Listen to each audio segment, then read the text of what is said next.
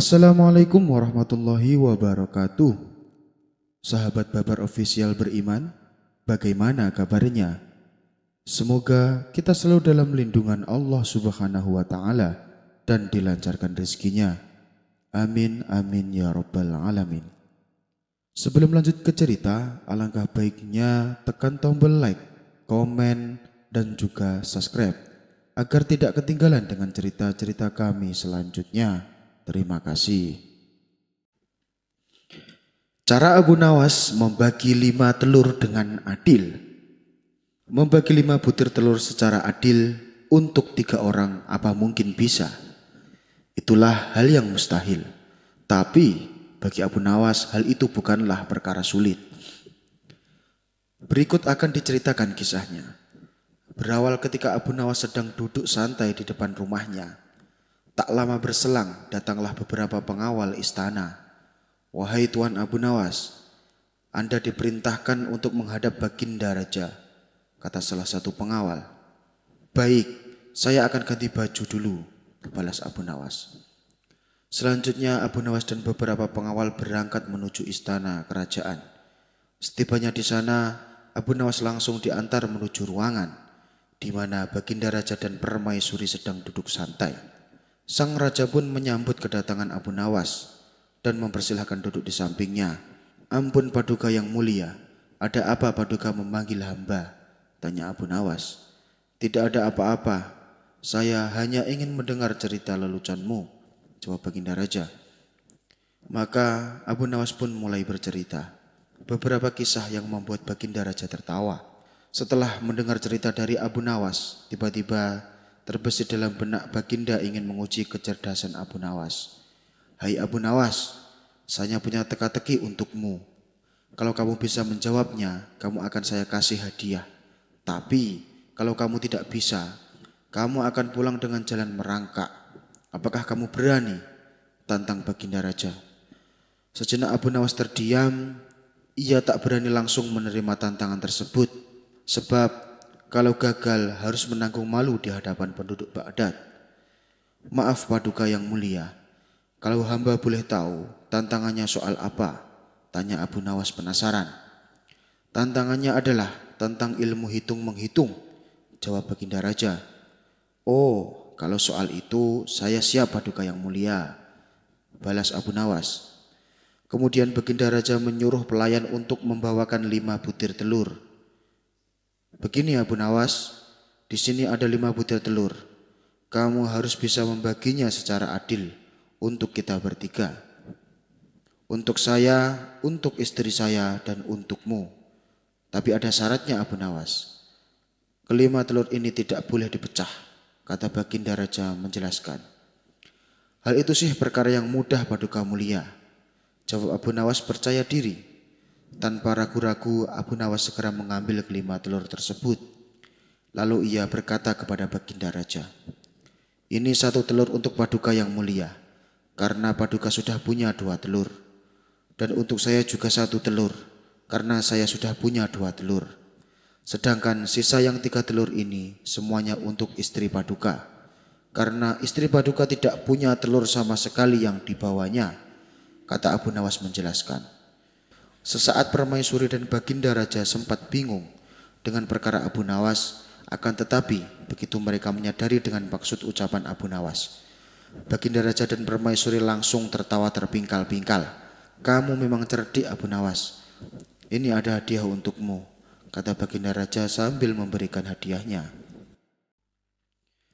Di suatu sore yang teduh, seperti biasa, Abu Nawas jalan-jalan berkeliling kampung untuk menghilangkan rasa jenuhnya. Ia pun tak lupa mampir ke warung tempat biasa ia nongkrong bersama kawan-kawannya. Baru saja Abu Nawas duduk dan menghirup secangkir kopi pahit, tiba-tiba ia mendengar kegaduhan. Ia melihat orang-orang pada berlarian. "Tangkap, cepat tangkap!" teriak orang-orang. Karena penasaran, Abu Nawas pun bertanya, "Ada apa ini?" tanya Abu Nawas. Salah satu warga menjawab, "Ada orang gila menculik anak kecil. Kami sedang mengejarnya." Abu Nawas menjadi kaget.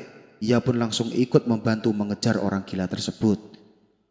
Orang gila itu berlari menuju ke arah menara di tengah kota sambil menggendong anak kecil.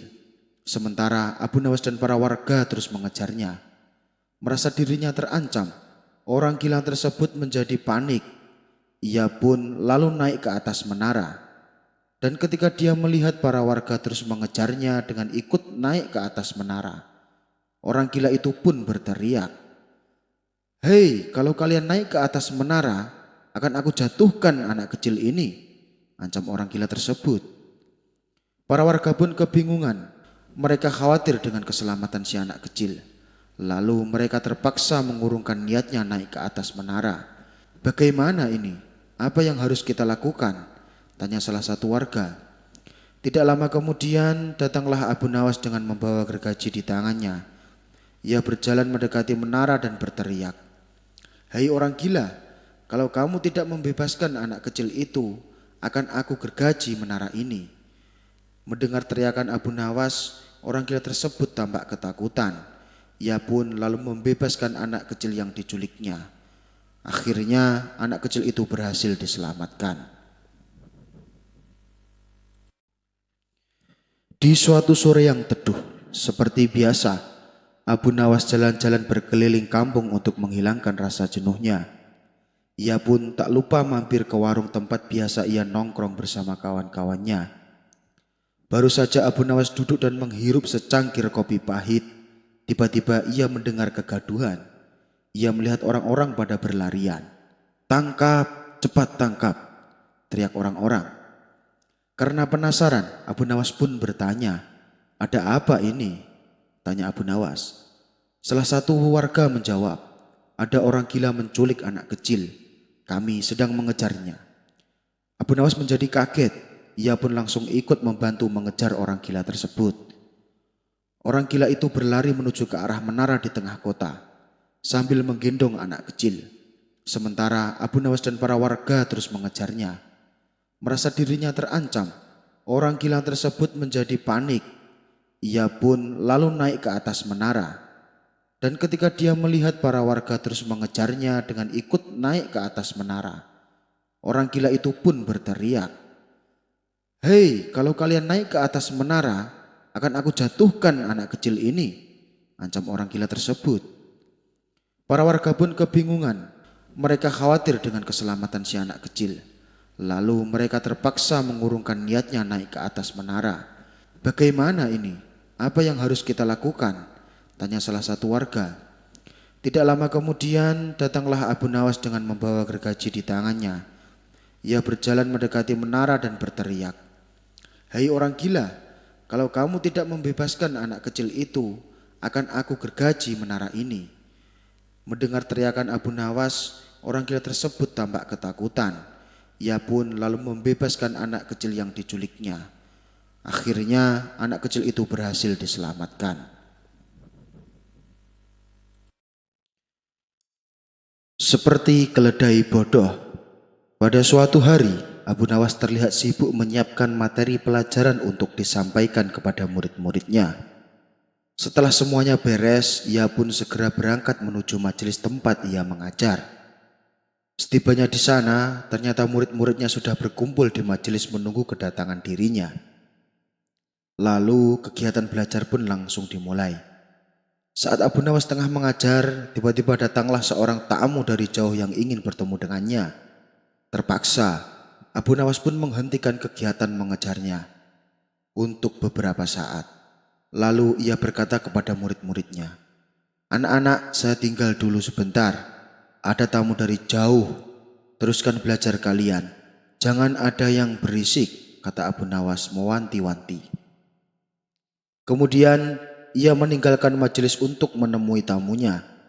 Tidak beberapa lama setelah Abu Nawas pergi, suasana majelis tempat Abu Nawas mengajar menjadi gaduh karena ulah para murid-muridnya yang bercanda. Namanya saja anak-anak.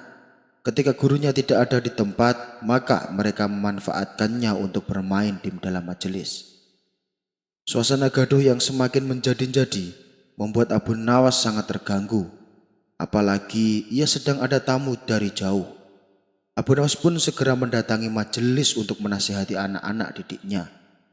Mengetahui gurunya akan datang, mereka langsung berpura-pura terdiam. Ada yang pura-pura baca buku, ada pula yang pura-pura sedang menghafal pelajaran.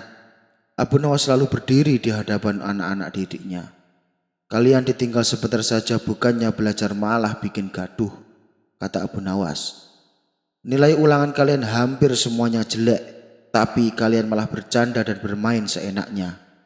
Lalu apa tujuan kalian datang ke majelis ini? Tanya Abu Nawas. Suasana pun mendadak jadi hening seketika. Mereka semua menundukkan kepalanya. Tak ada yang berani menatap Abu Nawas. Apakah kalian ingin seperti keledai yang bodoh? Ayo, siapa di antara kalian yang ingin seperti keledai yang bodoh? Silahkan maju ke depan dan berdiri, hardik Abu Nawas. Semua murid-muridnya terdiam, mereka menatap satu sama lain seolah saling menyalahkan. Sudah, tak perlu saling menyalahkan. Saya tanya lagi, siapa di antara kalian yang ingin seperti keledai yang bodoh? Silahkan maju ke depan dan berdiri. Tentunya tidak ada yang mau, bukan? Makanya belajar yang tekun, jangan banyak bermain, ucap Abu Nawas menasihati. Suasana majelis masih terasa hening untuk beberapa saat. Tiba-tiba dari arah pojok ada salah satu murid yang maju ke depan dan berdiri di samping Abu Nawas. Tingkah muridnya ini membuat Abu Nawas heran. Kamu yakin ingin seperti keledai yang bodoh? Tanya Abu Nawas. Saya tidak mau, Tuan Guru, jawab si murid. Kalau tidak mau, kenapa kamu maju ke depan dan berdiri? Tanya Abu Nawas kembali. Tadi Tuan Guru kan bilang, orang yang berdiri di depan seperti keledai yang bodoh. Sedangkan yang saya lihat hanya Tuan Guru yang berdiri di depan. Saya tidak tega melihat Tuan Guru berdiri sendirian di depan. Makanya saya berdiri di sini untuk menemani Tuan Guru, kata si murid dengan polosnya. Mendengar penjelasan muridnya yang polos ini, wajah Abu Nawas langsung memerah menahan malu. Ia baru menyadari bahwa pilihan kata-kata yang diucapkan malah kembali pada dirinya sendiri. Ternyata pilihan kata-kataku salah, pikir Abu Nawas menyadari kekeliruannya.